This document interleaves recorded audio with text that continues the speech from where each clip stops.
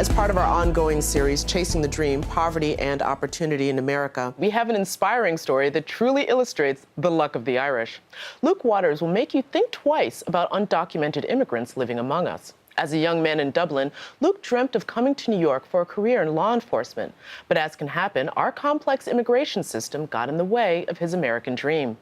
In his memoir, NYPD Green, An Irish-Born Detective's 20 Years on the Mean Streets of New York, Waters chronicles his life in New York from his days of living illegally to his nights spent fighting crime. And he joins me now.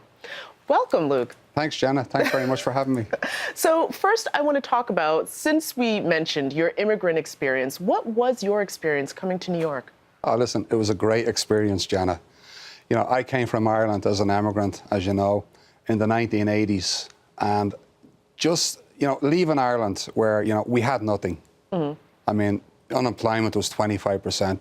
There was no hope, there was no prospects for a young person in Ireland back then. But coming to New York and getting off the airplane and coming into New York City, I mean, it was just a fantastic feeling within you. You walk out of JFK and you see these huge big cars. As an immigrant, like, this is fantastic. And then you go into New York City and you're just looking up at this huge big city. And you just came from Ireland, and all of a sudden it's like a huge big Christmas tree full of lights. That's the way you describe it. Mm-hmm. It was a very positive feeling in New York back then because of where we came from. And when I got into New York City that day, I remember the pilot had said earlier on the plane, put your watches back 5 hours to local time. I remember saying to myself, he should have said, put your watches forward 20 years. Wow. That's what it felt like. And it was a great feeling. And as an immigrant, when you got to New York on the first day, you knew this was your home. And you were very welcomed here, very well accepted here. And I suppose as immigrants back then, we all worked. Mm-hmm. We worked very hard because we wanted to work. And we paid our taxes, and we lived what's known as the American dream. And that's what I did. Speaking of the American dream, and for a lot of immigrants, that starts at working at the bottom. You didn't just step off the plane and then into the NYPD. I mean, no. There were some jobs in between. Well, I think most Irish people back in the 80s either worked in bars, restaurants, or construction. Eventually, you progressed onto, the police department or the fire department or the military. But I ended up working in the bars.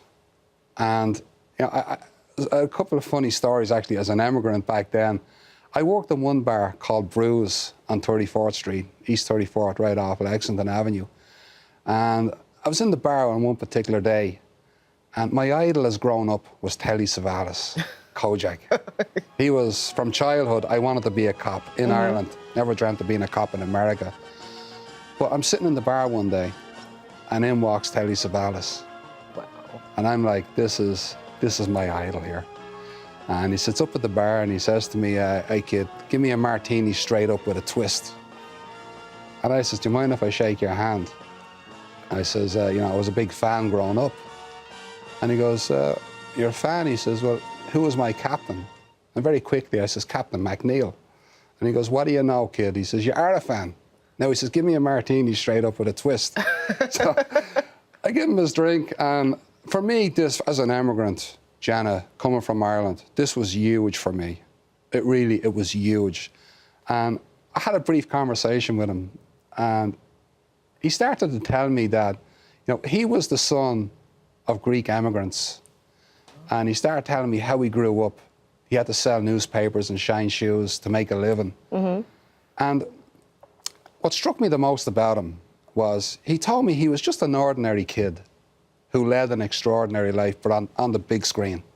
Wow. And many years later, when I achieved my dream of what he did, where I saw on the big screen, that was my dream, I remember saying to myself, I was just an ordinary kid too, who ended up in an extraordinary job.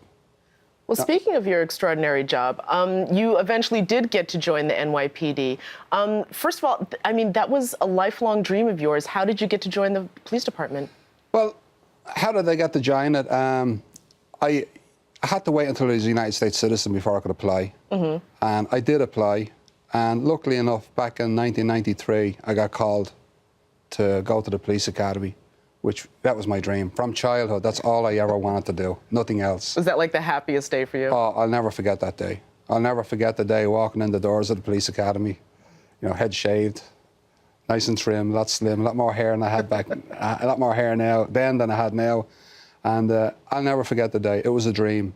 And I even look back over my 20-year career. There wasn't one day I couldn't have worked without even getting paid for it. It was that exciting.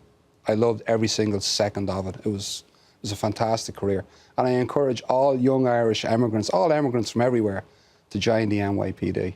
Wow. Yeah. Well, one of the things that I thought was so interesting, taking away from your book and just conversations with you, was your view on the best practices for policing. Because sometimes the NYPD can get a very negative rap.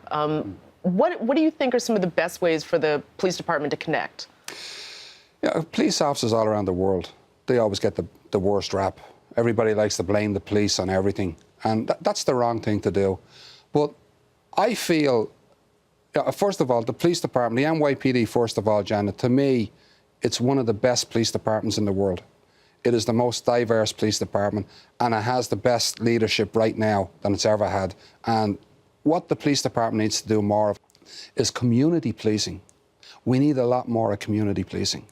I think it's very, very important for both the community and the police to get a lot closer together today than they had. You know, this is the most important thing I feel that they should do. Like, what they do with the community policing when I was a cop was they would send the commanders in the precincts to go and meet with the community leaders.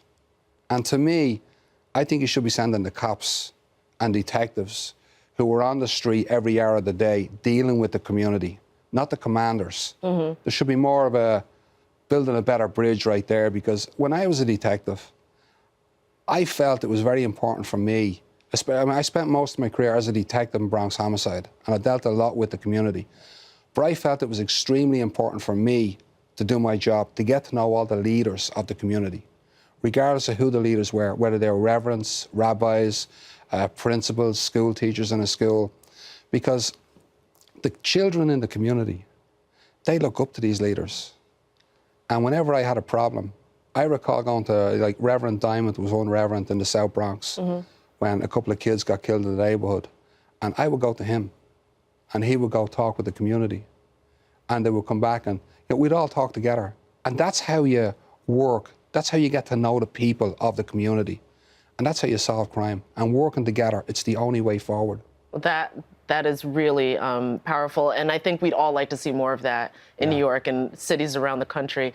Listen, Luke Waters, thank you so much for joining me. The book, NYPD Green, is amazing and does give a unique and different perspective on what it means to be an immigrant, especially in New York City. So thank you. Thank you.